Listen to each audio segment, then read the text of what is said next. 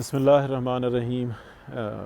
آج 1 نومبر اور کل جو ہے 31 اکتوبر تھا، اور مولانا فضل الرحمان کا جو آزادی مارچ ہے وہ اسلام آباد میں داخل ہو گیا تھا، جو ان کا بڑا پرانا وعدہ تھا کہ اکتوبر کے مہینے میں یہ داخل ہوگا، اور انہوں نے بڑی سمجھداری اور بڑی طریقے سے اور بڑے پرامن طریقے سے کراچی سے لے کر اور اسلام آباد کا سفر طے کیا۔ رب تعالیٰ ان کی نیت میں استحکامت دے، اور جو معاملات ہیں ان کو اندر آسانی فرمائے، اور جو مقاصد ہیں جو پاکستان کی عوام کی آزادی اور ان کو دلدل سے نکالنے کے لیے ہیں، اس میں رب تعالیٰ آسانی کا معاملہ فرمائے۔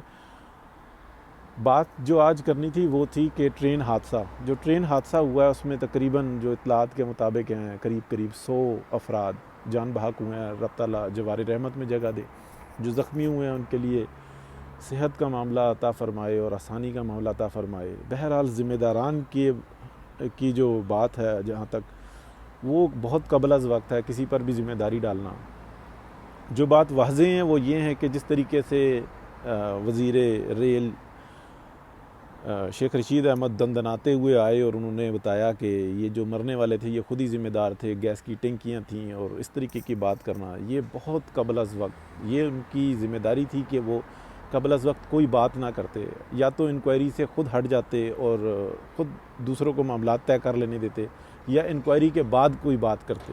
یہ بہت قبل از وقت تھا یہ بات کرنا۔ تو اس سے بالکل ایک بات واضح ہے کہ اس حکومت کے ہوتے ہوئے کوئی بھی بات سچ سامنے نہیں آ سکتی، اور ویسے بھی اس حکومت نے جو ہے آئین کی دھجیاں اڑا کے رکھ دی ہیں اور قانون کی ایسی تیسی پھیر کے رکھ دی ہے۔ تو کوئی بھی بات جو کرنا ہے اس حکومت کے حوالے سے وہ بھینس کے آگے بین بجانے کے مترادف ہے، اور جو ان کی باتوں پر یقین رکھتا ہے ان کی عقل پہ ماتم کیا جا سکتا ہے، اس کے علاوہ کچھ نہیں۔ بہرحال ٹرین حادثے کے حوالے سے بس دعا گو ہیں کہ رب تعالیٰ جو مر گئے ہیں ان کو اپنی جوار رحمت میں جگہ دے، اور جو زخمی ہیں ان کے لیے صحت کا معاملہ عطا فرمائے اور آسانی کا معاملہ عطا فرمائے۔